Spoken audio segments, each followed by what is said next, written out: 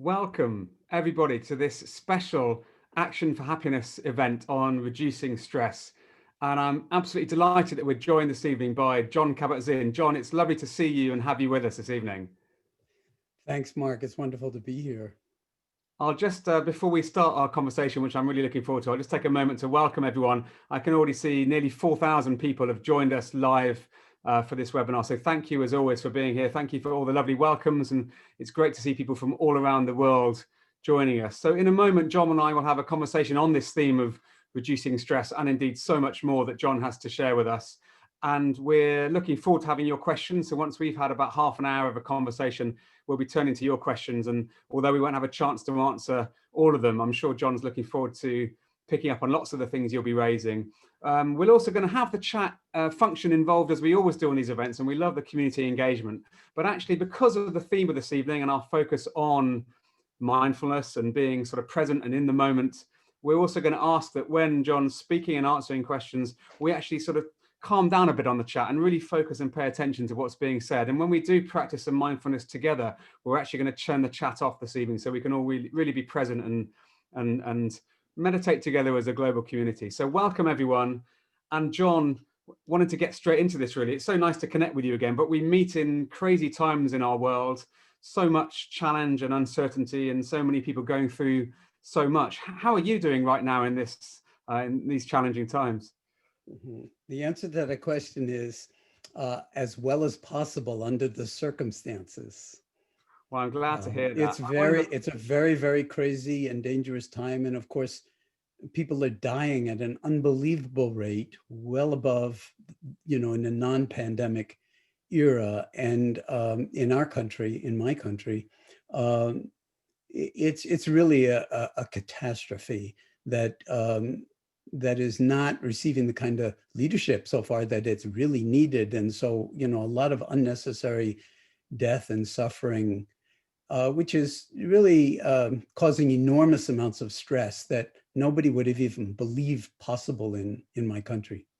Indeed, and I hope we'll have a chance to talk about some of the sort of wider systemic challenges we face in our own responses to them. But I guess we really wanted to, with this event, get back to the basics around stress, as you've just said. There are so many of us in this community, and of course, people we love and care about all around the world in our global family, struggling right now and experiencing stress. So Yes. you are the man who brought, the mindful practice in many ways into modern Western culture with your mindfulness-based stress reduction. I wonder, before we dive into some of the mindful practices, maybe you could talk a bit about stress and the sort of the universality of that experience and how we can respond to it. Yeah, well, stress is really, as you're saying, a universal experience. And it's the forces at work in our lives that require some kind of adaptation or response. And whether we respond effectively to it or not can make all the difference in well-being, in happiness. Since this is an Action for Happiness event, we should at least start out there, but also just in terms of well-being, survival, a profound sense of interconnectedness, meaning in life. All of this really comes from how we are in relationship to the forces that are at play in our lives, both outwardly in the world and inwardly. And so the bottom line is that it's not the stress within very large limits. It's not the stress that's the problem. It's how we respond to it or don't respond to it. So we make a distinction in mindfulness-based stress reduction between reacting to stress, which is a kind of automatic reactivity, very often mindless, that it happens before we're even aware of it, and responding mindfully to stressful circumstances. And that can make all the difference between getting caught in a stress reaction cycle that's unending and that actually has profound effects on negative effects on our health and well-being and on our biology in many very well-known ways. And when we respond, then in a certain sense, we're dealing with the stress that we have. We're not trying to deny it or run away from it, but to just really encounter it and then find a way to be in wise relationship with it and adapt as best we can to the circumstances. And then that ends it because it doesn't recycle in the next moment and dig us deeper and deeper into a kind of pit that we're collaborating in digging for ourselves. So that's So really that's a interesting. life skill. It takes a certain kind of exercising a certain muscle to work with. And then the stress becomes like weights. You know, nobody really likes to lift weights. And when you're lifting them, you're not working against the force of the weight. You're working with the force of the weight. And then the weight becomes your ally in growing stronger, as opposed to your enemy in generating fatigue and feelings of, incompetency, so to speak. Well, I hope we'll get a chance to practice that mindful muscle together in a moment. But just to sort of check, I've heard you right there. You're sort of saying that there's stress that we have from the situations we're in, but there's also potentially an element of additional stress we create for ourselves by the way that we either push away some of those feelings or perhaps sort of fail to accept and then respond to them in a constructive way. Is that Yeah, and often it's not additive, it's multiplicative, so that we can really make things much worse for ourselves than they actually are by how we hold the circumstances and choose to navigate the ups and downs of our life. And I mean, England has been through this before. You've had multiple pandemics. I know that, the 17th century saw its own, fair share of them. It's just something that humanity has gone through periodically, and it is colossal. I mean, it's really challenging, but it's also an opportunity, if we can survive it, to learn something about not mere survival, but actually thriving even under very difficult circumstances. And part of that is not just caring for yourself, but in some sense recognizing how interconnected we are and how important it might be to put our shoulder to the wheel to be able to sort of help others who are in much more dire circumstances than we are. And of course, in this day and age, the people on the front line of working on the COVID pandemic, whether they're now giving vaccinations, which today, I guess, is the first day in the UK that that's happened. But those frontline workers, they're not tuning into this program. They don't have time to do this kind of thing. But so we're already privileged in a sense simply by being able to tune into this program. But the fact is that mindfulness is something that you can implement moment by moment, whether you're on the front lines or not, whether you are a sort of service worker that is more at risk for getting COVID, all of those things. And the more mindful we are, the more we can take care of both ourselves and other people in a way that at least tilts things in the direction of being able to get through this in one piece. So, Jon, I'd love us to sort of dive straight into the practice, really. And maybe I'll ask my colleague to sort of mute the chat while we spend a bit of a moment together. But although, as you said, perhaps some of us on this call are not experiencing some of the really extreme stress that many are, I do know that within this community, as in with many others, there's a lot of suffering, anxiety, isolation, worries. We're holding this stress. So, of course, you talked about working with the stress and sort of responding to it. Could you maybe give us an example of how we can just sort of be with our stress in a way that's more productive? Well, the first is to simply recognize it. Let's say, I mean, I don't know what the school situation is in the UK, but, a lot of people are working at home. People, can't go into their workplaces, and they're juggling that with childcare. So nothing could be more stressful. Everybody in the household is somebody you love, and yet very often we wind up at our wits' ends and being short with each other and so forth, and feeling badly about the whole thing. So that's, again, a compounding spiral, so to speak. And so just taking a moment and dropping in to how things are and holding it in awareness in a way that's not merely a story, but a feeling of how things are in this moment in my body, in my own mind, and in my family or my household or whatever my circumstances are at the moment. And just holding it all in awareness without trying to change, fix, or redo anything at all. And wherever you are in the world, I realize this is not just happening in the UK or in the US, that we're a global community here on Zoom. So in any time zone, in any location, dropping in for a moment into your own body. Because something brought you to tune into this Zoom conversation. So there was some kind of instinct or intuition already that's saying, I need something along these lines. And part of my message is that what you need, you already have. That you are in possession of an incredibly powerful tool for healing and responding rather than reacting in these kinds of very challenging human situations. And so a good place to start is with your own body and noticing whether there's tension in various places in the body as you assume some kind of posture that perhaps embodies wakefulness and dignity and that original intention for tuning in. And then the fact is that by virtue of being alive, we're kept alive by this mysterious process that we call breathing. And we're being breathed more than we're doing it, because you can't not breathe because you forgot. So we can just tune into the breath sensations in the body, wherever they are,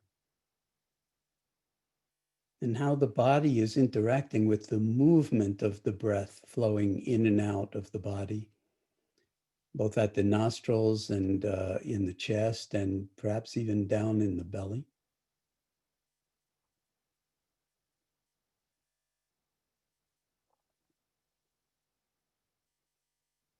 And recognizing that your awareness is not really wedded to the breath sensations or any object of attention that you're tuning into. The awareness, these objects of attention are the door into an awareness that is basically available 24/7 and is a place that you can actually reside, that you can take up residency here in your own awareness, even in the midst of tremendous turmoil and stress and challenges and very real problems that you need to deal with today or tomorrow. And for now, simply holding it all in awareness without trying to do anything or get anywhere. And dropping underneath any streams of thought, especially if they tend to be caught up in anxiety or worry or fear or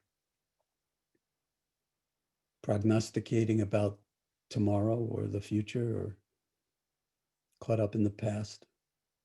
So that in this very moment, you're already free in a certain way. The stress, you're transparent to those stressful forces just in this moment, not for any time later, simply for now.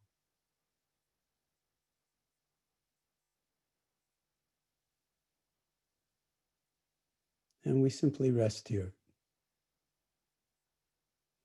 You could even say, take refuge here, out of the winds, out of the storm, just for the briefest of moments. Perhaps recharging your batteries might be a good metaphor for understanding this. You have to go back out into the storm, but you could actually recharge your batteries, or another metaphor, tune your instrument before you take it out in the world and play it.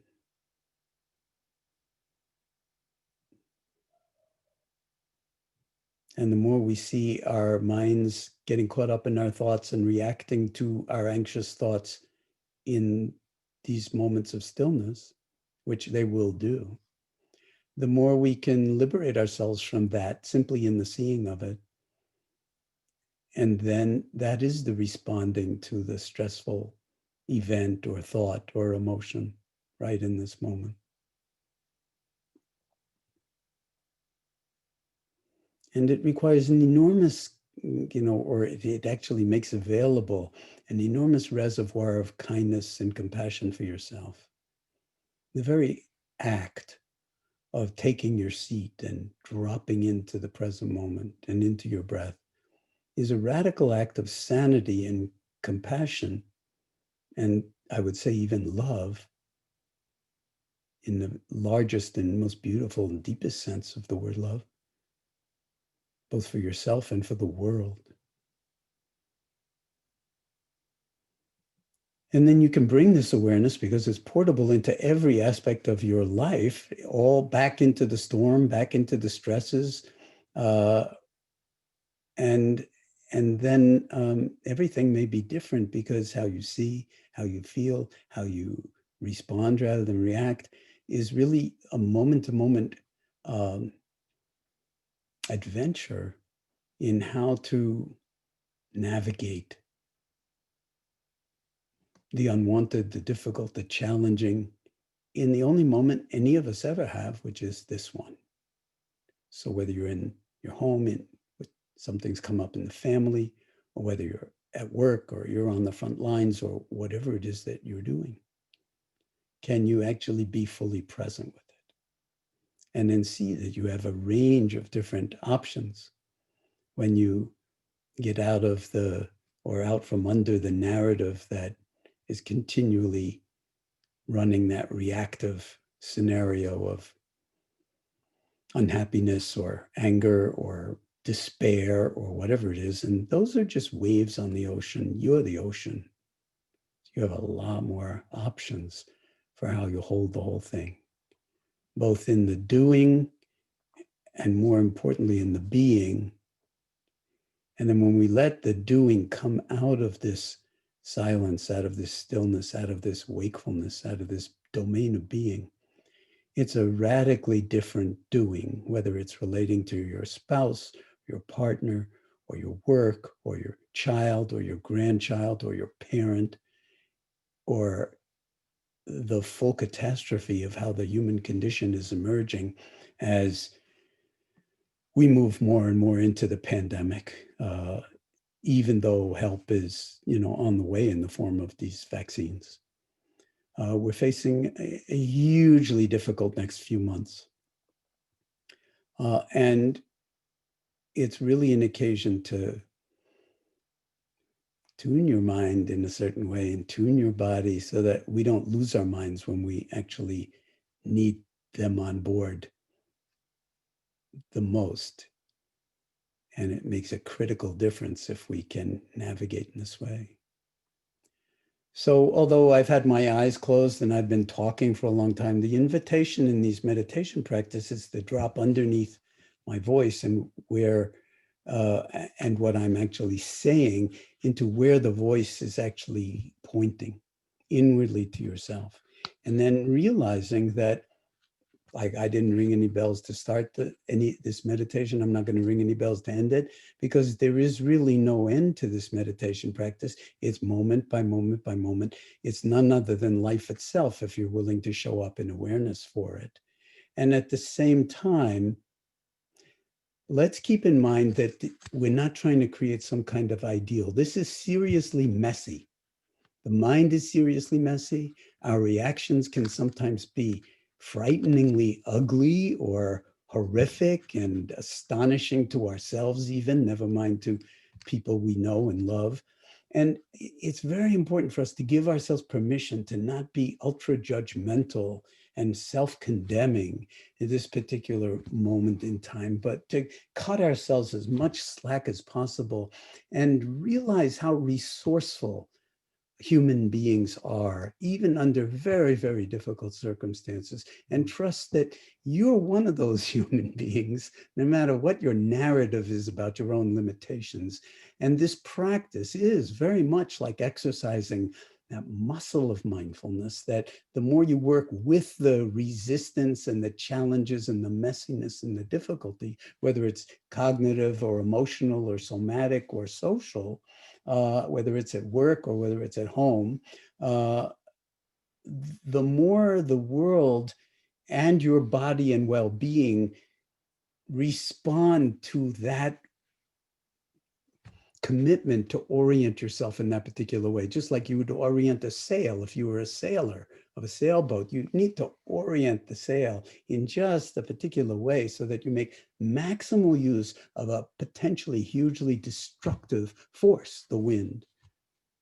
Jon, this is so helpful, and thank you for that lovely experience of mindfulness, which will continue, as you say, moment by moment throughout our time together and beyond. I want to ask you about the phrase self-care, which is something that gets talked about a lot at the moment.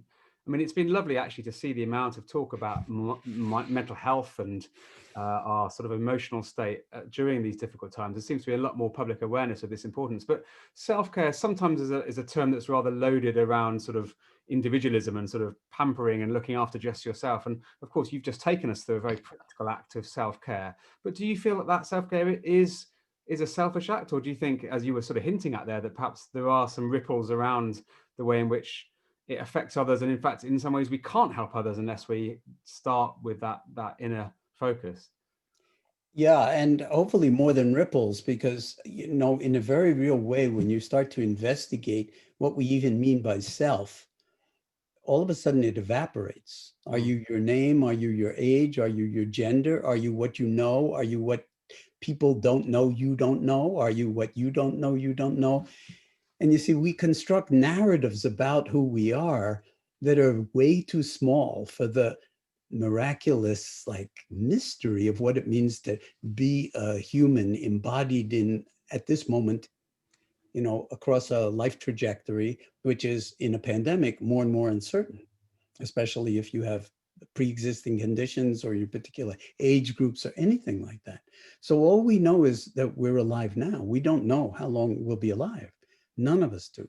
So the invitation in a certain way is to see whether we can live life as if it really mattered while we have it, because we don't know how long we're going to have it. But if we're zoning along on autopilot, reacting rather than responding in our own minds, even, never mind if it's not just big stresses that do that to us, we're constantly reacting and caught in little self-narratives. So self-care in a very profound way would be penetrating into what the Buddhists might call the empty nature of self, and seeing that our stories are so too small for the beauty of what it means to be alive and to be human and to be conscious or sentient in this moment, that we don't have a vocabulary for really understanding who we are.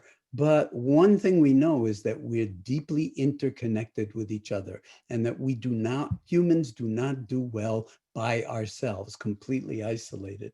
And part of the mental health pressures or the challenges of a pandemic is that we've been cloistered up and not able to hug and not able to even see people that we love and care for. And so this is requiring us to stretch our own envelope and find other ways to express that love and to express that importance of the other, and express our gratitude for the things that do work in our lives and that we do have, and then offer that up to the world as a way of healing the world. Because one could say the pandemic is a huge wake-up call. It wasn't the first one, it will not be the last one.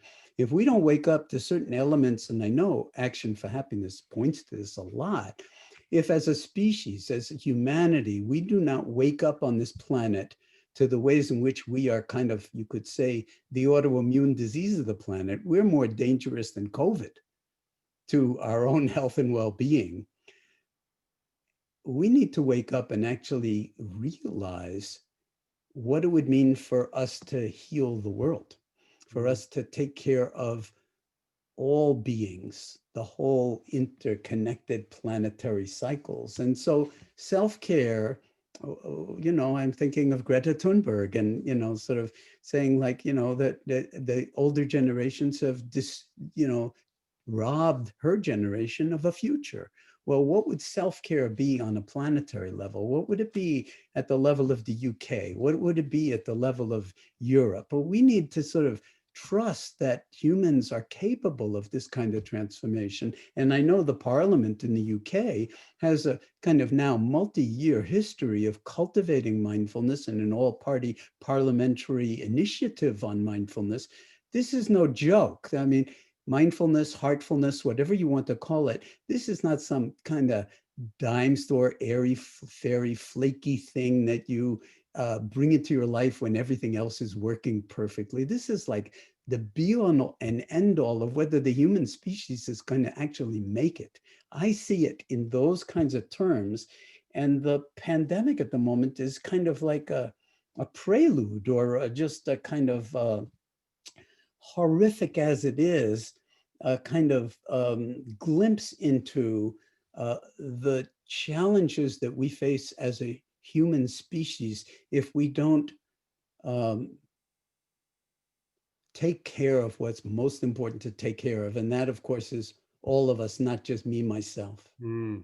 And Well, that's what well said. social justice would be. That would be what economic justice would be. That would be what racial justice would actually look like, is not forcing it to be one way, but to recognize the multiplicity of it and the beauty of that kind of different ways of knowing, different ways of being, different ways of expressing culture and so forth. And you know, there's a lot of progress going on in that level in the world, and Action for Happiness is a big catalyst of that. Thank you, John. I love that idea of waking up to what really matters, and that all that terrible as it's been, that this current situation is in some ways a sort of mass global wake up call. And at a very personal level, I think we've seen lots of people reconnecting with loved ones, reconnecting with nature, reconnecting with a slower pace of life, a bit more sort of prioritization of the things that matter most. You said very briefly there, sort of mindfulness and heartfulness. I love that. Well, I love both those phrases. Could you say a little bit more about those two words and how they connect to each other? Well, as I understand it, all in most Asian languages, I won't say all, but the word for mind, interestingly enough, and the word for heart are the same word. So in particular in Chinese, the word mindfulness is actually made up of the ideogram for now or presence, which looks a little bit like a hat, over the ideogram for heart, which looks a little bit like a four-chambered structure. So now heart is literally, figuratively, mindfulness in Chinese. So when you hear in English-speaking countries, if you hear the word mindfulness and you're not feeling or intuiting or sensing heartfulness at the same time, you're not understanding it, because you might very rapidly just equate it to what goes on in the head, you know, that it's kind of cognition. But awareness, which is a synonym for mindfulness, is not cognition. It's not conceptualization.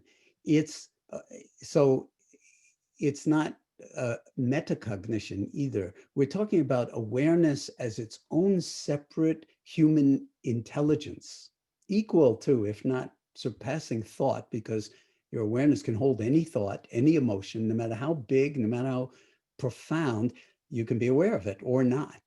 But we never get much training in awareness, or let's make it into a present participle, awarenessing. But now, as you know, at the University of Oxford, they're doing a very large, highly well-funded study by the by various foundations, and to actually investigate training school children in mindfulness over a 7-year period of time. And that data, I think, is just about to be analyzed at the Oxford Mindfulness Center. So this is really a way in which, when you understand what mindfulness really is, there's no space whatsoever between mindfulness and heartfulness or compassion or kindness. It's like awareness embodied in human fullness. And that fullness, of course, means there's no separate self. We're all interconnected. And when we understand that, then in a sense, we're the cells of the one body politic. And so it makes total sense for the parliament to be, in some sense, cultivating this kind of wisdom, let's call it, and then seeing if there aren't skillful ways to bring it into the society so that we can be much more sort of aware of how to prevent this kind of pandemic in the future, or respond to it more effectively rather than reacting to it as we have so much in our country in divisive ways that have actually led to infinitely more death and suffering than would have necessarily been the case.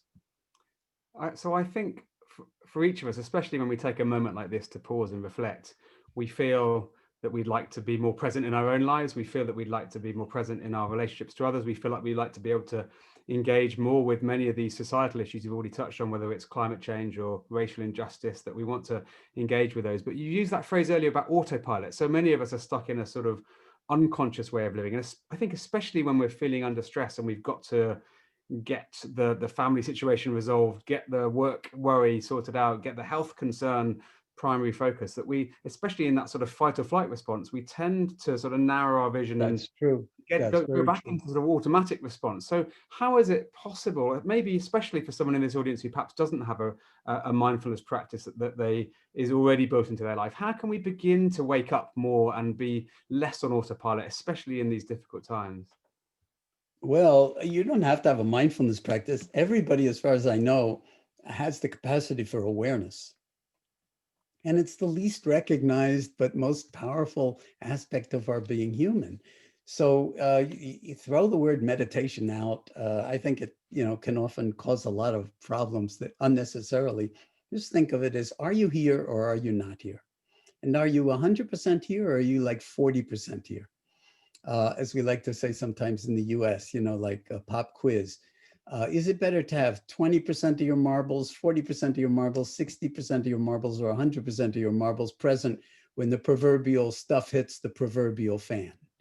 And the answer, you don't need to go to Oxford or Cambridge to come up with the right answer to that. It's like the more present and awake you are and aware you are in the moment when the proverbial stuff is hitting the proverbial fan, the more you will see different options for how you might respond rather than react.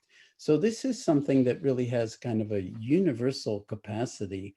And that said, there's no easy shortcuts to this, that it is a discipline, that it does require a certain kind of willingness to not lose your mind in the mind stream without realizing that that often is not merely benign. When it's daydreaming and so forth, it could be benign, but often the mind stream turns toxic, it turns depressive into depressive rumination. And the more we're locked up in this pandemic, the more that happens, and the more we get on each other's nerves, and the more we get down on ourselves. And it's not just depression, but also anxiety. So we're talking about mental health here. And I think there's no question that we're going to see the downstream consequences of this pandemic in terms of mental health for many, many years.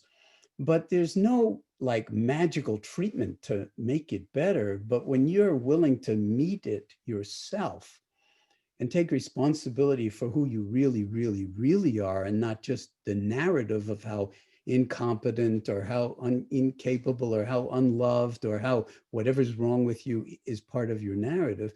But you see, like, your awareness is already whole. It's already perfect.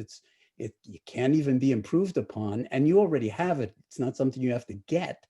Then it's like every in-breath, literally and metaphorically, is a new beginning. You could say, okay, I'm not going to do this in the same way. I'm going to see how angry I am. I'm not going to deny it or try to suppress it. But the awareness of my anger, I can examine it and say, is my awareness actually angry? Then maybe could I embody that awareness and I say apologize for having harmed somebody because I was so short with them. My temper got the better of me. Apology is really profound. An authentic apology for the ways in which we harm each other in big ways or little ways. That is profoundly satisfying for the person who, has been the object of our, sort of harmful actions or I love that words or focus on. speech. I love that focus on sort of forgiveness and connection. And actually, before we turn to the lovely questions that are coming in, just on that topic about our interconnection with the relationships around us, I guess many of us are at home with loved ones and perhaps Sometimes in those environments, it's hardest to maintain harmonious relationships. Totally. You and I have spoken before about the importance of listening. How does listening play a role in our relationships and in our ability to be aware and awake? It's only everything. In fact, everything we've set up to this point could be condensed into we're listening to our own minds and hearts. We really have our ear to the rail and we're listening deeply in a way we usually don't. We don't attend. So when we attend, then we're already mindful. We're already in awareness. So notice how often you think you know what the other person's going to say and you interrupt them before you actually let them have even one sentence come out of their mouth. I mean, it's really embarrassing. It's jaw-dropping how easily we override each other and overtalk each other and don't really listen. So to cultivate mindfulness of listening and even listening to what comes out of your own mouth, and not just the words, but the emotion that comes out of it, this anger or sarcasm or whatever it is, those are harmful. And if you can actually see that they're causing harm, and we sometimes might even do it to people we love the most or to our children or whatever, because we contracted, because we reacted, because the stress got too much for us in that moment. And then we wind up contributing to harm rather than to happiness, to rather well-being. So this is a kind of yoga, you could say, or a martial art where you're a flowing martial art, where you're actually playing with these kinds of energies, not taking any of it personally, which is like a big liberative step to say, that's not who I really am. And then be who you really are for a moment. Again, apologize if you need to for, having, harmed or done harm by omission or commission. And then like every out breath is a complete closure. And then the next in breath is like gives us back our life.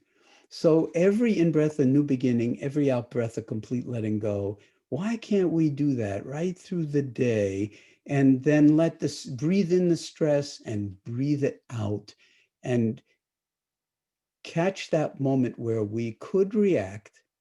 If you did, then apologize. But if you didn't yet, then how about an out-of-the-box response, an orthogonal response that might surprise you, might surprise the other person. And you can practice this. And you'll get about 1 billion opportunities a day. So it's not like you have to, be perfect the first 100 million times.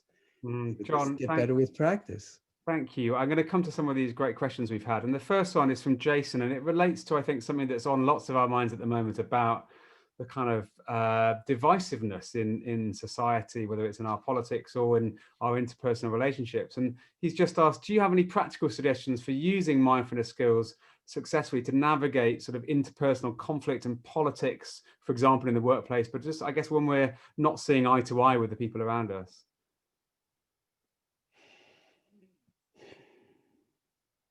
Yeah, you be a center of calmness and stillness and clarity, and see what happens to the workplace. Because you will find that if you do that, we hear this all the time from people who have taken MBSR, and then they say, people coming up to me at work or in the family and saying, what's going on with you?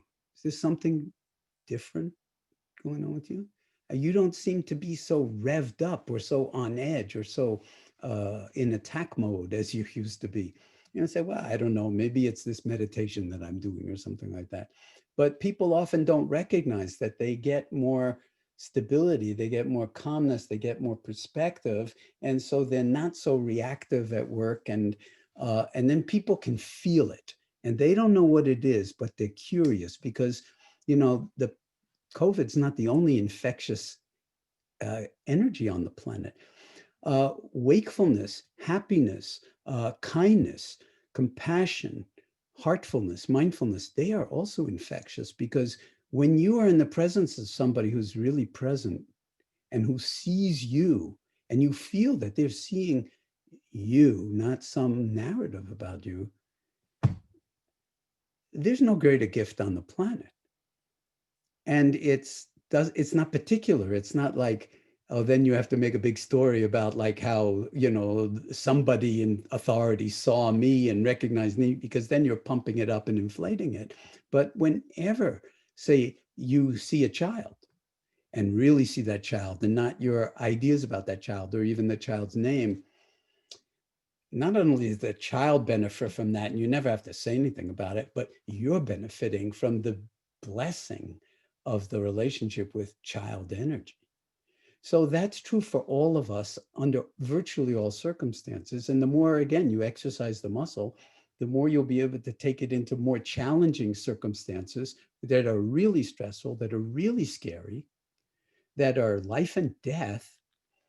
And I'm not saying this is kind of some panacea, but we need all the tools we can get in this kind of an environment. And this is one that actually self-regulates well-being all the way down to the genetic and chromosomal levels. And there's all sorts of epigenetic studies and plasticity studies that say that this shift from reactivity to responsivity and from mindlessness to mindfulness, it actually transforms all these circuits in the brain and in the body that actually fine-tune health and well-being. And that includes social interactivity and decision-making too. So therefore, not just embodied, but enacted, as they speak about in, sort of cognitive, in cognitive science, inaction, embodied, enacted, embedded. This is the way they're talking about mindfulness now in terms of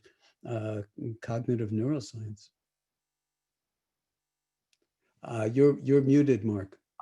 Thanks, John. I think this links into this next question, which I wanted to bring in anyway, because it brings up an important topic of guilt, which I think a lot of people feel at different ways. This is an anonymous question. Did you say guilt?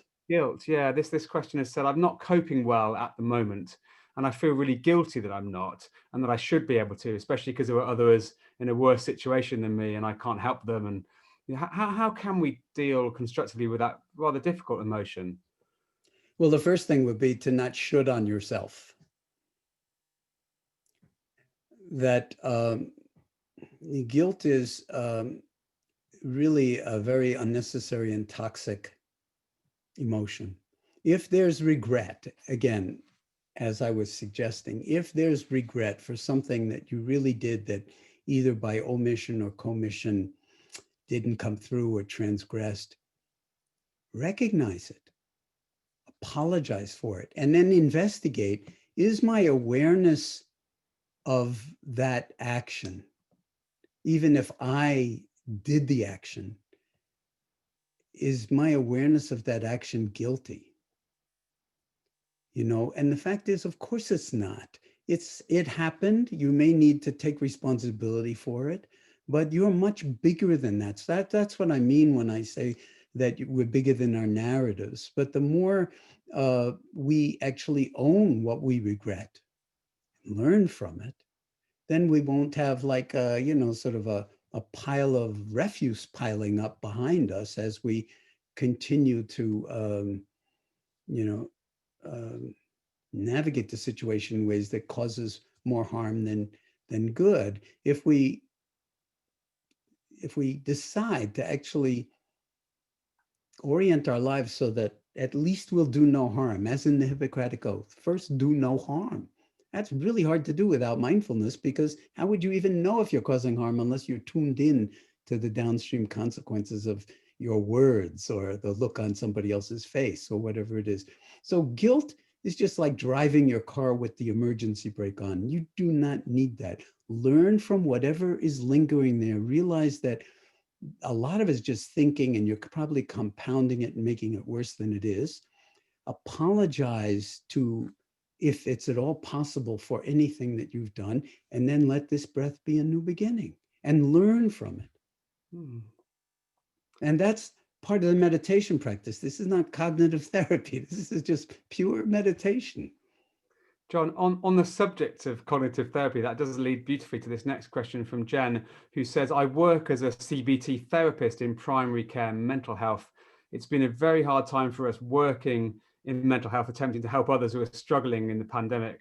when we're also caught up in this. Do you have any advice for us as practitioners? How can we help ourselves to manage our own well-being as well as that of our patients so we don't burn out?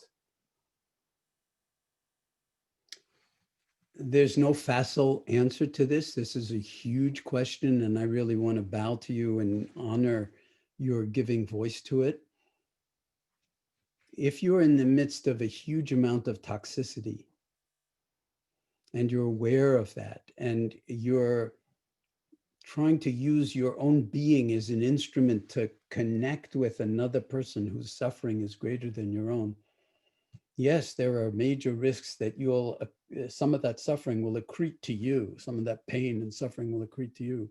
But if you intentionally establish yourself in a space where you feel that coming in, you can actually invite it to leave with each out-breath so that you become transparent to it. You're not accumulating it. You're not taking in the suffering and the grief of the other person. But what you are doing is holding the space and hearing it without denying it at all.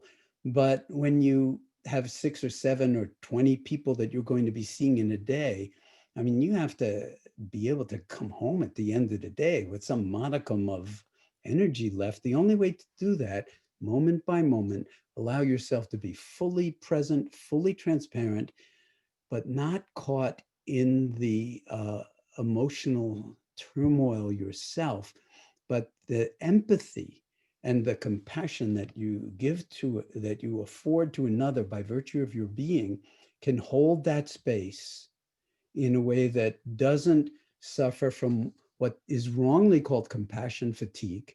It's never compassion fatigue. Compassion does not fatigue. What fatigues is empathy, and that's thought-based. So when you get outside or underneath your own thinking about all this stuff and hold it in that kind of open-hearted spaciousness that's no different from mindfulness or heartfulness, then you can set yourself the task early in the morning to see if you can be present all through the day and leave work at the end of the day, no matter how much suffering you've experienced, as spacious and as fresh as when you walked into work. Now, you may not actually be able to have that happen in practice, but your intention to at least work with that energy in such a way, I think you'll find will be profoundly illuminating, help you work with your clients more effectively, and also not leave you completely, exhausted at the end of the day, only to have to go in and do it again the next day. So then your work itself becomes your meditation practice. And the people who are suffering that you're working with, they become your teachers actually, and you are reciprocal teaching, you are reciprocating by being their teacher as well. And that's actually, the word teacher is the root meaning of the word doctor.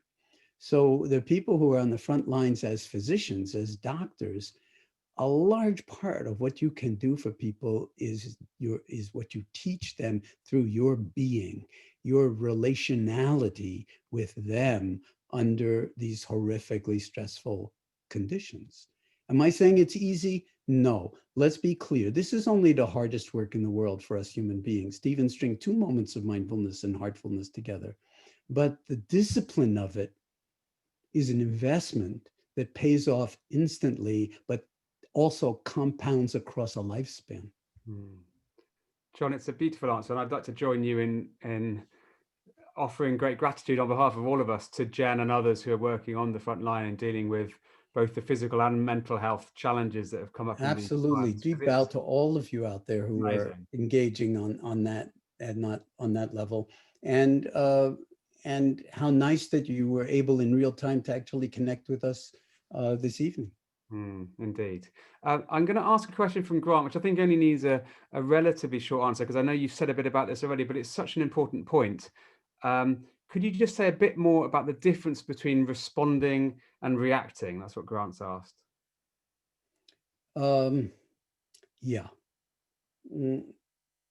Think of a time in your own life where somebody did something or said something that really, really, really triggered anger in you. And remember what happened as a consequence of that. If that includes a memory of lashing out or trying to harm the other person in any way, shape, or form, through words, through actions, or whatever, hold that in awareness at the moment, just the scenario of that. And then ask yourself, and this may have happened like 2 hours ago or 5 minutes before, because it's like, happening a lot, especially under the stressful conditions we're living in. Ask yourself, could this have unfolded differently? Not because of the other person, but simply because of how I held it, heard it, saw it, acted in that moment. And just take a moment and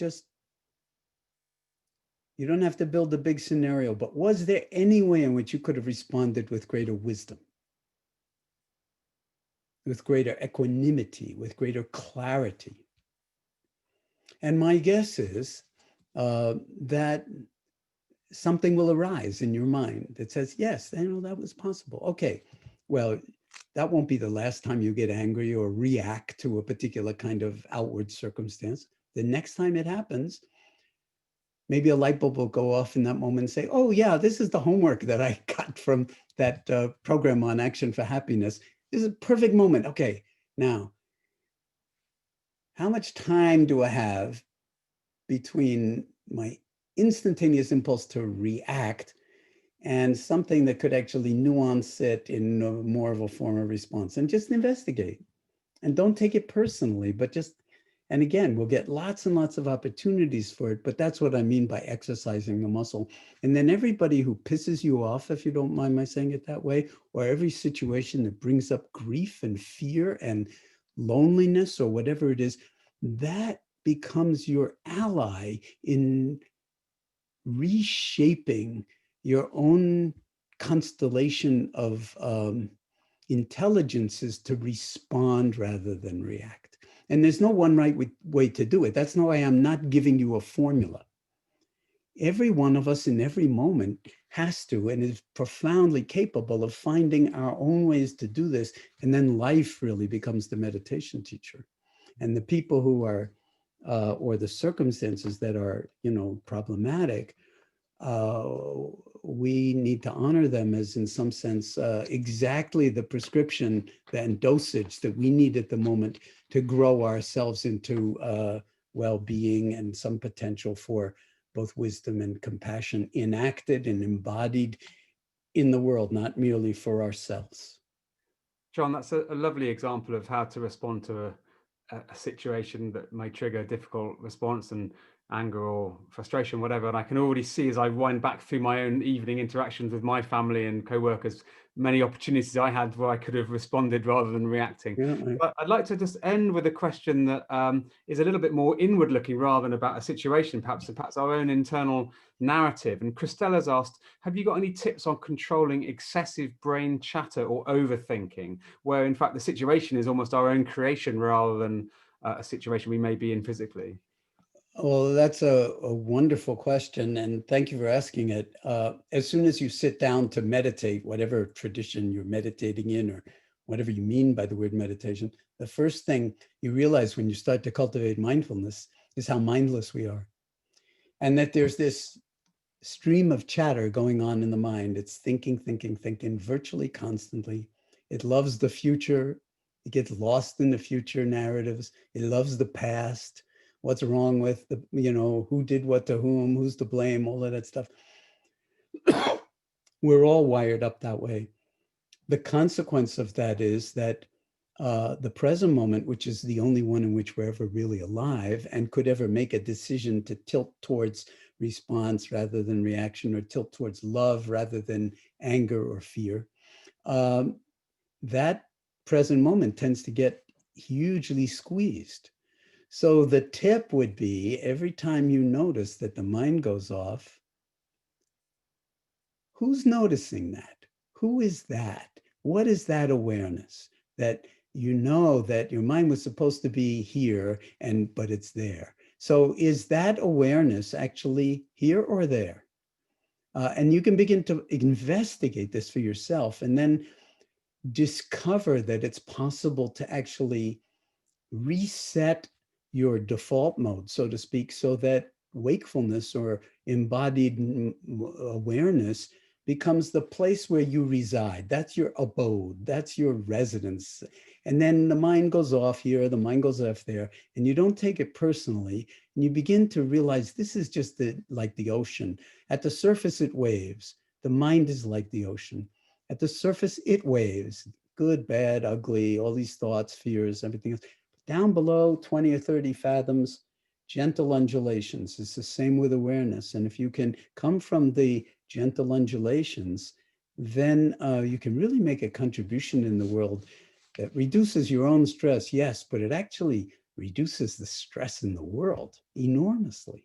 And it is contagious. I want to just emphasize in a time of epidemic or pandemic that there are good contagions, and Action for Happiness is one instrument for that contagion. And mindfulness is, a very, very powerful way of being in relationship with reality that actually is transformative and healing by its very nature. Jon, thank you for your comments and what you said about Action for Happiness. And we've turned the chat back on, having had a lovely pause as you guided us earlier. Hi, everybody. And so thank you everyone for all your comments.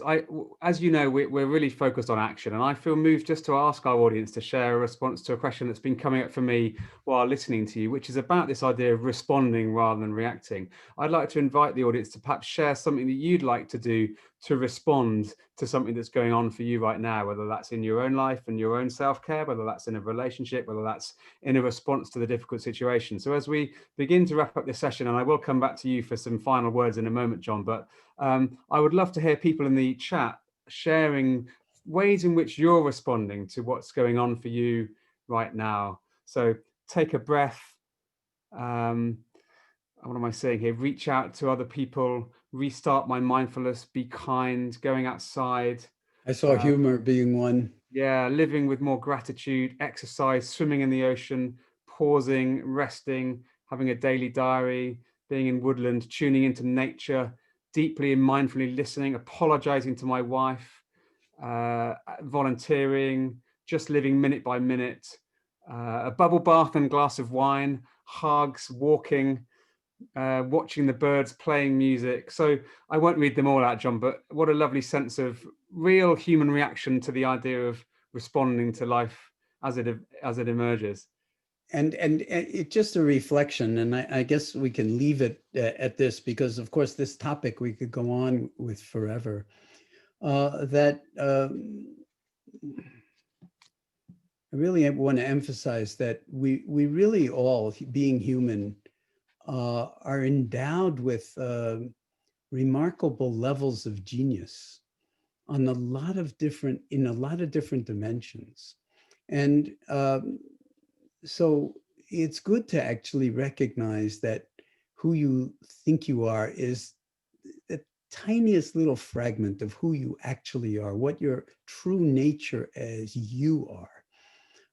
And if you're not your name and you're not your age and you're not all the sort of descriptors, then who are you? And to really let that question live inside you. And when you do drop into the present moment, drop in as the fullness of awareness itself, and then see how it's embodied in your life and how it's particularized in your life. And to recognize and remember that, as I like to put it in shorthand, the world really needs all its flowers. You have a flower behind you, I'm seeing right now, Mark, in that frame. The world needs all its flowers, and every single one of us is one of those flowers. And we might think, well, we don't count, we're not beautiful enough, I like that flower better than this flower. But the fact is that you are the flowering of life on earth. You didn't ask for it. It's not something that you even understand. When it's time to go, it will be time to go, and there won't be much you can do about it. But while you're still here, there's a huge amount that you can do to actually allow that flowering to make a difference in the world through kindness, through compassion, through love, through the multiple intelligences that we can bring to affecting positively the lives of others, whether it's your children or grandchildren or school children or, you know, other people that you live with or work with. And that's how we wind up healing and growing together. Jon, I couldn't think of a more moving and powerful way to end our time together. We're out of time and we're all incredibly grateful. I can see so much love, respect, and gratitude for you on the chat. Thank you for sparing this time with us. Thank you for all your great work and your wisdom, and wishing you all the best, and all of you, the community. Thank you for being here and for being part of this. Very grateful. Well, thank you, Mark. And it's absolutely a delight to be in conversation with you. Your contribution to Action for Happiness and to well-being in the world is simply huge. And I felt so at home with you, sort of nurturing our conversation for everybody. Thank you, Jon. Have a great rest of your day. Okay, be well, everybody. Bye-bye. Bye-bye.